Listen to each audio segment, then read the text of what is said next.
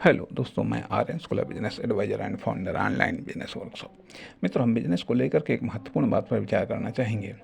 कि जिस प्रकार एक कहावत है कि यदि किसी क्षेत्र में रहने वाले सभी व्यक्तियों को समान धनराशि वितरित कर दी जाए तो कुछ समय के बाद धनराशि का ज़्यादा भाग कुछ ही लोगों के पास में सिमट जाएगा और धन का बहुत कम भाग ज़्यादा लोगों में वितरित हो जाएगा। कुछ के पास या तो बचेगा ही नहीं या बहुत कम रह जाएगा। यही बात बिजनेस पर भी लागू होती है। यदि किसी क्षेत्र में समान कस्टमर हैं, या मान लो कि यदि किसी क्षेत्र विशेष में सभी दुकानदारों, फर्मों, दुकानों, कंपनियों, प्रोडक्ट, सर्विसेज या कार्यों को यदि समान कस्टमर या डिमांड दी जाए तो हम देखेंगे कुछ समय में ही बहुत सारे अपने कस्टमर डिमांड को खो देंगे, जबकि कुछ समय में ही दूसरों के कस्टमर डिमांड को अपनी ओर आकर्षित करके अपना बना लेंगे। आखिर क्यों और कैसे? प्रथम में वे अपना धन इसलिए खो देंगे कि उन्होंने धन का उपभोग किया, उत्पादन नहीं। दूसरे में व्यापार तो सभी ने किया, लेकिन कंपटीटर से बेहतर बेस्ट न कर पाए और न दे पाए। आप क्या व्यापार करते हैं, कैसे करते हैं, ये मायने नहीं रखता है। मायने ये रखता है कि आपका व्यापार दूसरों से बेहतर या बेस्ट है या नहीं, या आपके व्यापार करने का तरीका दूसरों से बेहतर या बेस्ट है या नहीं है, या आपके व्यापार में इस्तेमाल होने वाले साधन या संसाधन दूसरों से बेहतर या बेस्ट हैं या नहीं। अर्थात आप व्यापार में कितने एक्टिव हैं, कितने क्रिएटिव प्रोडक्टिव हैं, या कितने एक्टिव क्रिएटिव प्रोडक्टिव रखते हैं या रहते हैं या रख पाते हैं, ये मायने रखता है, जो कि कस्टमर डिमांड को आकर्षित करता है, प्रभावित करता है, न कि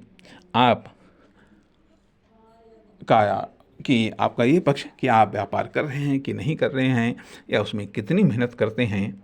ये महत्वपूर्ण नहीं है, क्योंकि कस्टमर या डिमांड बेहतर बेस्ट की ओर आकर्षित होती है। इसलिए अर्थात धन के प्रवाह का जो नियम लागू होता है, अर्थात यदि समान धन का वितरण समान लोगों में किया जाए तो कुछ ही समय के बाद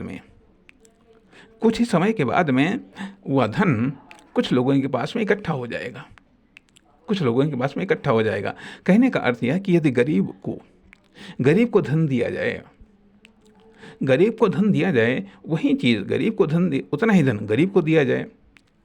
और उतना ही धन अमीर लोगों को दिया जाए तो पता चलेगा गरीब शीघ्र ही अपना वो धन गंवा देगा और वो धन अमीर खींच लेगा। यह मान लिया ऐसा ही समझ लीजिएगा कि यदि सभी की आर्थिक स्थिति मान लिया समान है, ठीक है, सभी की आर्थिक स्थिति समान है, समान आर्थिक स्थिति वालों को समान धन दे दिया गया, लेकिन कुछ समय के बाद में धन का वो समान वितरण समान नहीं रह पाएगा, क्योंकि कुछ फोकस करेंगे धन के उत्पादन पर और कुछ इस बात पर फोकस करेंगे कि धन से वो अपनी आवश्यकताओं को संतुष्ट करें, अपनी इच्छाओं को संतुष्ट करें, अपनी महत्वाकांक्षाओं को संतुष्ट करें, तो अपने धन को शीघ्र ही खो देंगे। अब यही चीज़ आती है कि व्यापार के मामले में भी कि यदि क्षेत्र विशेष में मान लिया सभी फर्मों, दुकानों या कंपनियों या प्रोडक्ट या सर्विस के पास में यदि समान कस्टमर है, समान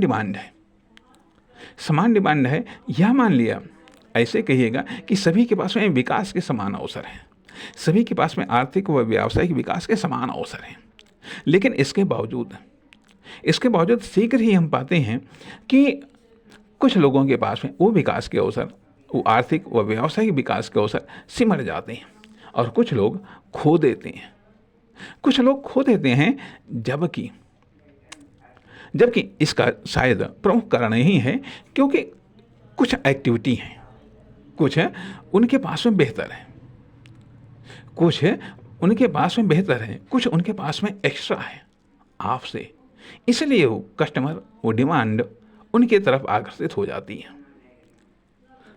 नमस्कार, धन्यवाद।